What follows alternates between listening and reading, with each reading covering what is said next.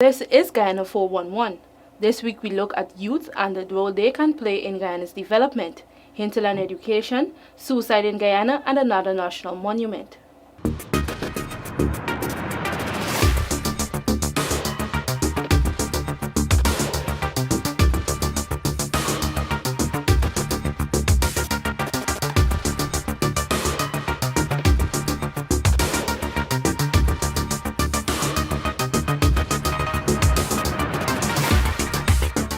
That the youth segment of a country's population is its most precious category is an understatement. Youth represent a country's future, its hopes and aspirations. Therefore, it must be immediately recognized that every youth has an important role to play in the affairs of his or her country. Guyana's new government, in office for just about 2 months, has announced a rather detailed plan for the development of the nation's youth. Nurturing a child so that they can grow into a responsible adult is not easy. But what happens when you have to nurture a country's young population so they become responsible adults capable of taking the country forward? Do we need a special kind of youth with specific skills and attributes to take our development forward? We did have a lot of discussions on the kind of youth we need to be producing in the society, since we believe the human resource is the most important resource. To this end, the last working session discussed what was called a draft profiling the ideal Guyanese youth. And in that profile, we came up with a number of attributes that a young person should have. They should associate with things Guyanese. They should be industrious, and we outline those qualities. This draft profiling of the ideal Guyanese youth has become part of a comprehensive national youth policy document and a national action plan.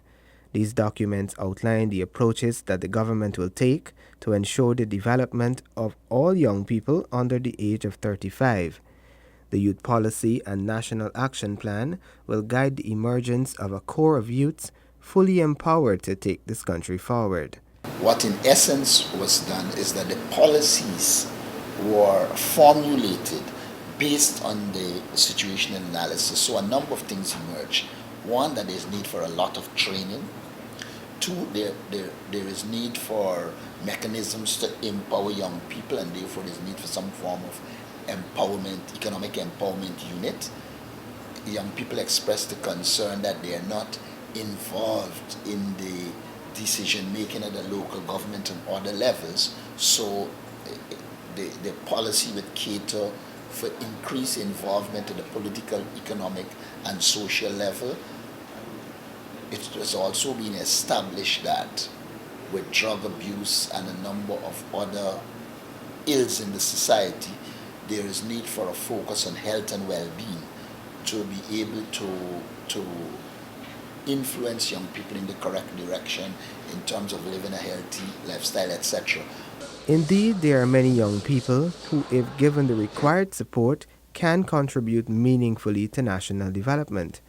But bringing such youths on board the development wagon becomes the responsibility of those in authority. One of the things that we find throughout the discussion was the absence of coaches, counselors, mentors, and career guiders. A lot of our young people have got the ability, but they lack the guidance. A lot of our young people are at risk, and there are no mechanisms to coach them, to counsel them, and to shift them away from risk. So one of the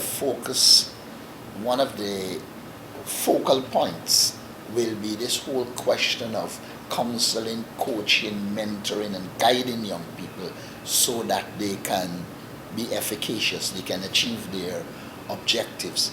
And therefore, there's going to be a great focus on creating a volunteer core of young people who can mentor, can coach, can guide.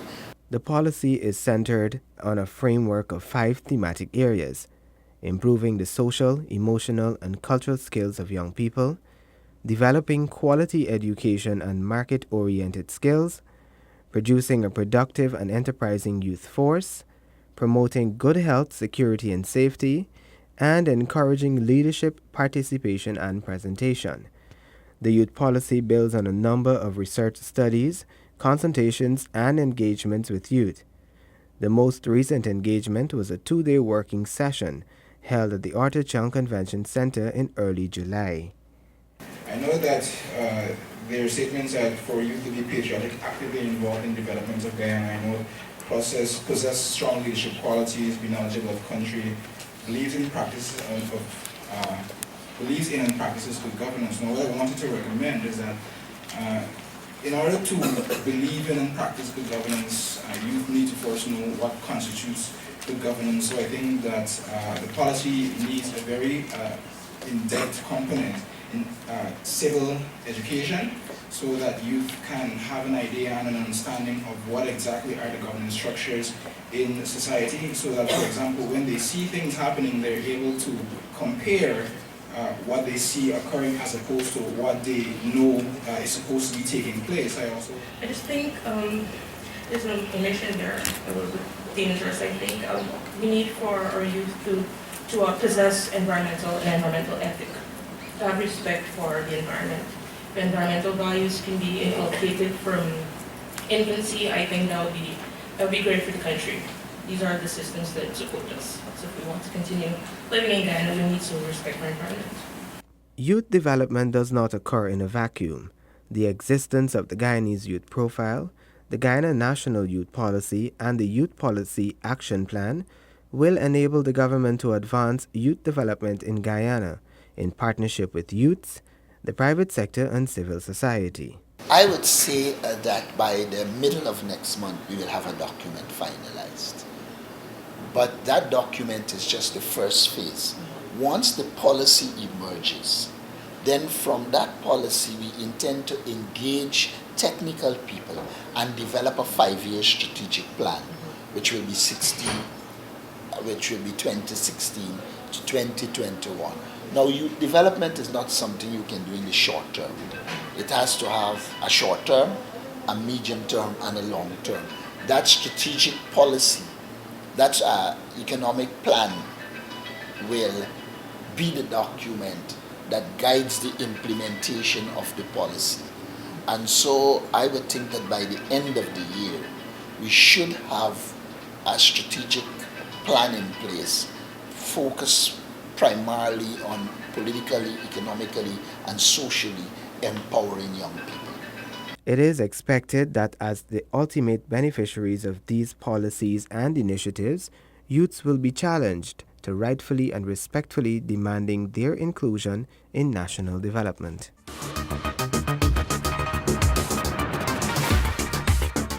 There is a direct correlation between a country's development and its standard of education. You would find that the standard of education in developed countries is not only at a higher level than in less developed countries, but it is also geared towards advancing the development thrust of those countries. In Guyana, considerable resources have been invested in the education sector as a percentage of GDP. Much of those goes to delivering education to pupils along the coastland. But what about the hinterland areas? Next, we take a look at some of the challenges in delivering a quality education in the hinterland and what plans are taking shape to ensure Guyanese children, those on the coast and those in the hinterland, receive the same quality of education. For Guyana's hinterland students, getting an education is a challenge. Children are forced to journey long distances. They walk miles, some paddle canoes to get to school. Because of the difficulties, some children don't go to school. In Region 9, Upper Takso, Upper Essequibo, the pass rate for secondary school students in 2014 was 20%. No students secured a grade 1 in mathematics. With regards to the National Grade 6 assessment, less than 50% of the candidates were successful.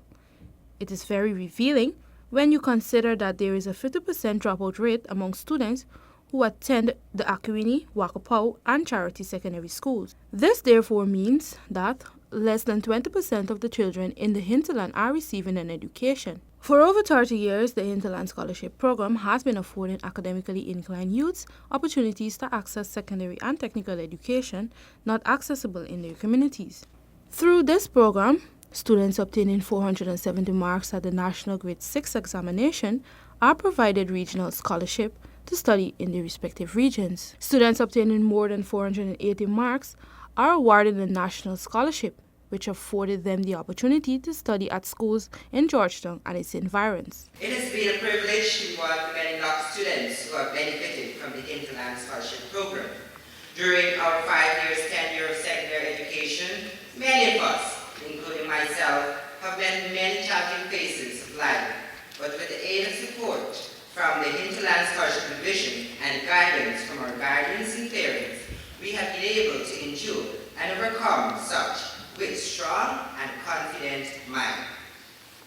This program has benefited us in a number of ways. For instance, during our CZ classes, pocket allowance came in very handy since we were able to purchase beneficial textbooks for further studies. We were also given the opportunity to write as many subjects as possible without any financial burden on our parents. As a bona fide student from Lincoln Region 10, who benefited from this very meaningful scholarship program over the past 5 years, noted it as a remarkable climb to success.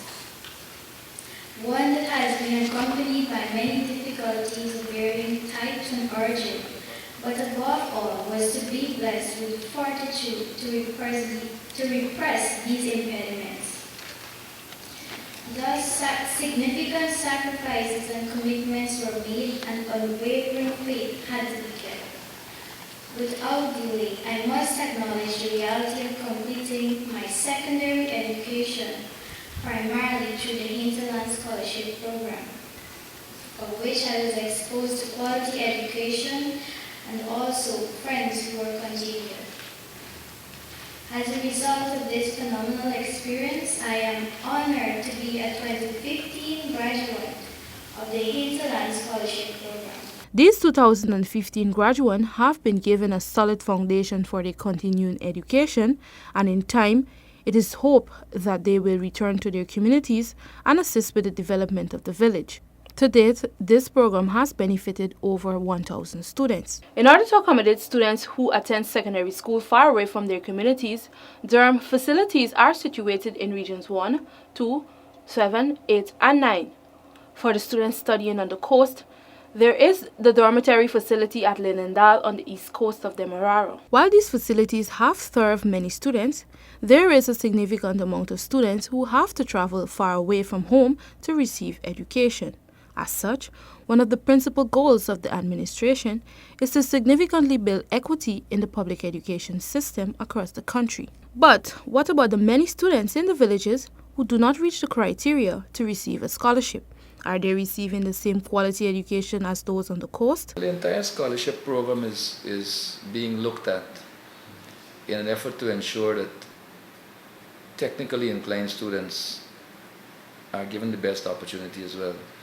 In fact, the President of this country, His Excellency Mr. David Granger, has made it clear that not only will let them in Region 9 be given township status, but that a technical institute on par with the Government Technical Institute in Georgetown will be taken to let them, to Region 9, I beg your pardon. The most likely site will be somewhere just outside Lethem or in. So that in the short term, the emphasis will have to be on ensuring that technically inclined students receive maximum support in the fulfillment of their dreams and ambitions. In the medium to long term, it's about taking education to the people. And so here's where the technical training facility will be put in place to ensure that the young people there can actually get this chance to contribute to the development of their villages and by extension the region and the country, having been allowed to participate in training in that area. Additionally, the vexed question of agriculture will eventually also be addressed similarly with an agricultural training facility being taken to the people, so that whatever shortcomings may exist now in the current arrangements that can't be fixed in the short term will be addressed when these institutions kick off. But in the meantime, every effort will be made and efforts are being made at the moment to improve what is available. The aim is to take the education to the students, thereby ensuring that children in the hinterland receive the same quality of education to those on the coastline. We want to see better school facilities across the country in every region. We want to see more equitable and relevant systems of education delivery, even as we focus on a core curriculum. We want to ensure that any child that transfers from the coast to the hinterland should not have any significant change in their education. It's fair to say that a fair attempt has been made to bring regional schools up to a standard, the same standard with those in the capital and on the coast. Consequently, the program has evolved to accompany placement in some schools within the region in which scholarship recipients reside and closest to available regional schools. I would go further, however, to say that we cannot and will not simply aim to reproduce the quality of education and curriculum in a unilateral direction from coast to hinterland, with the coast being the automatic gold standard. For this country to move forward on a pathway of sustainable development, children on the coast, in the hinterland, riverine communities, all children must be able to access a quality education. It is the only pathway to Guyana's real development.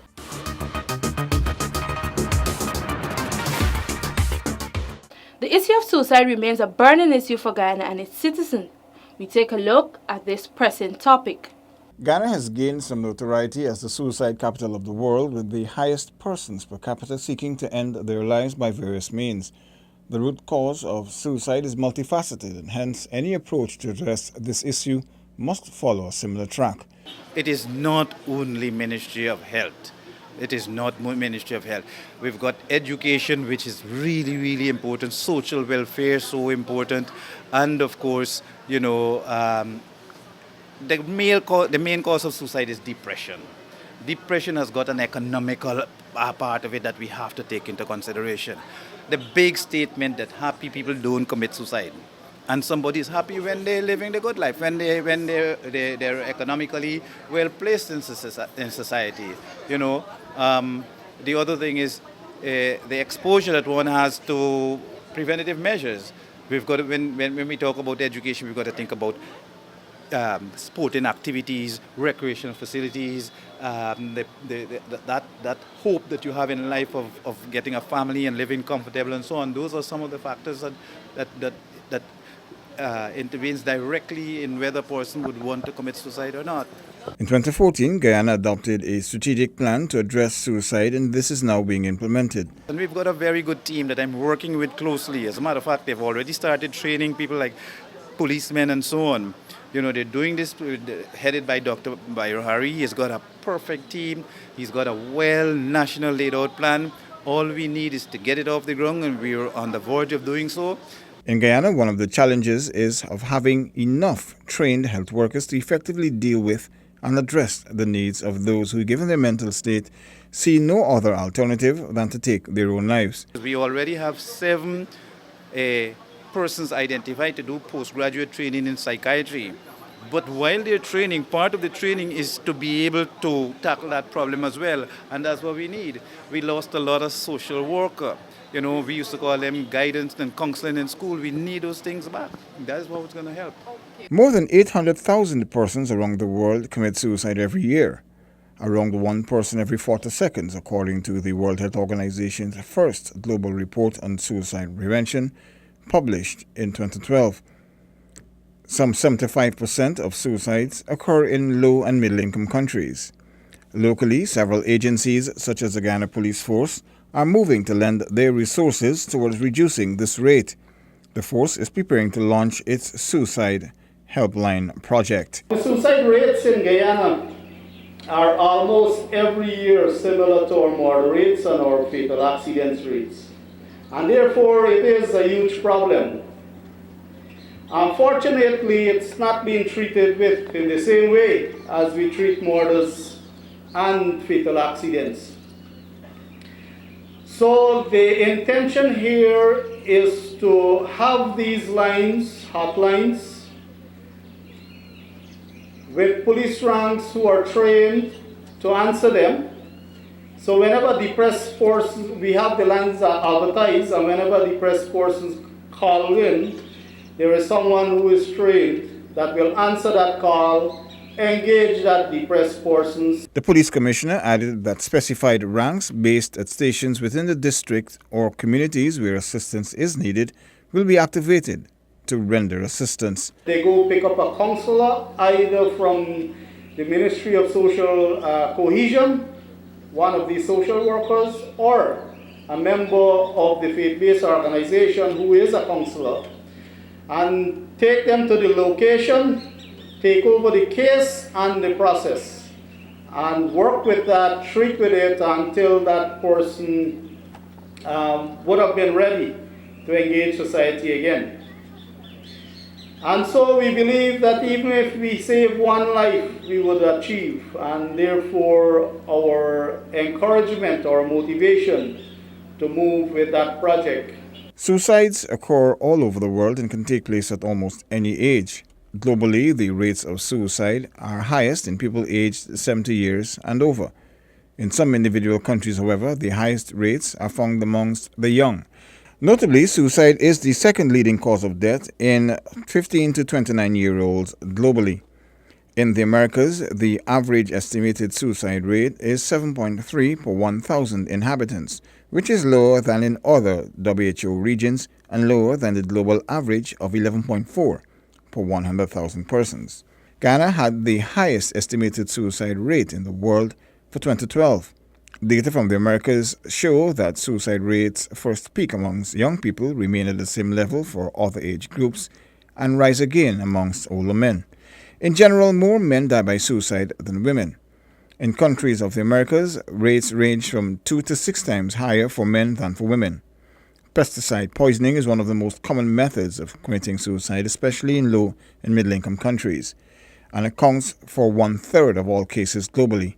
According to the WHO, the report identifies a series of measures that can help prevent suicide, amongst them creating a national strategy for suicide prevention, restricting access to the most common means of suicide in the country, including pesticides, firearms, and certain medicines, providing medical follow-up for persons who have attempted suicide, incorporating suicide prevention as a central component in health services, identifying and treating mental health and substance abuse disorders as early as possible, and responsible reporting by the media on suicide.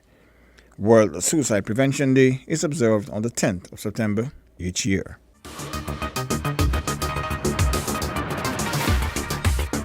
In last week's episode of Guyana 411, we looked at Fort Kaikoverall, a very ancient structure, one that holds special significance to our bilateral relationship with neighboring Venezuela. This week, as we continue to take you down memory lane, our focus will be on another very important fort, which was established in the colonial times. Today we will be focusing on one of the country's most unique pieces, Fort Nova Zelandia. Located approximately 16 kilometers from the mouth of the mighty Essequibo River on Fort Island, the structure is accompanied by the Court of Policy, commonly known as the Dutch Church. These two structures were part of a large urban settlement that extended along the northeastern section of Fort Island during the period of Dutch occupation. It also served as the seat of Dutch administration in the colony of Essequibo. This brick fort was constructed in 1744. A name linked to its construction as well as Guyana's early development is Laurens Storm Van's Grave Sandy. He arrived in Guyana in 1738 to serve as a secretary to the commander, and in 1943 took over the position after the commander passed away. However, it was these two men who decided to make Fort Island the capital of Essequibo for the purpose of planting. Fort Zelandia was constructed to protect the interests of the Dutch West India Company from the European rivals, such as the English and French, who frequented the eastern coast of South America in search of the spoils of war. In addition, it was meant to serve as a stronghold against internal forces such as rebellious slaves. Also within the compound of the fort are the armory, which used to store ammunition, and several cannons, reminiscent of the hostile history of the site. Meanwhile, the Court of Policy served several functions. It operated as a store, at the same time as a church, seat of government, and a sales office. Fun facts that you should know. Interestingly, tombs of 3 Dutch officials can be found in this building. It is also the oldest non-military structure in Guyana. And on February 19, 2007, the National Trust of Guyana formally opened the Dutch Heritage Museum on Fort Island. This museum is in effort to preserve ancient Dutch artifacts. It is housed in the Court of Policy Hall.